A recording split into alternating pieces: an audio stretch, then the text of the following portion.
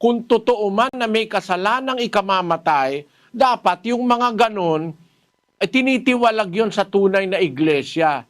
Pagka sumasadya na, itinitiwalag na 3 ng Tito.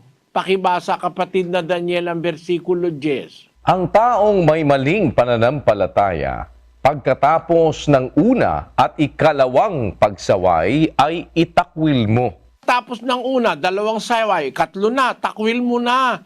Bakit? Ayaw magbago, ayaw sumunod Pinapatiwalag na yon 5:13 ng unang Korinto. Datapwat sa nga sa labas ay Diyos ang humahatol. Alisin nga ninyo sa inyo ang masamang tao. Sa labas ng iglesia, Diyos ang humahatol. Alisin nga ninyo sa inyo ang masasamang tao. Pagka masamang tao na, ayaw nang magbago. Talagang talamak ng ayaw sumunod sa Diyos. Alisin nyo na sa inyo, tiwalag mo na. Naintindihan mo, kapatid na Joselito? Opo, Father.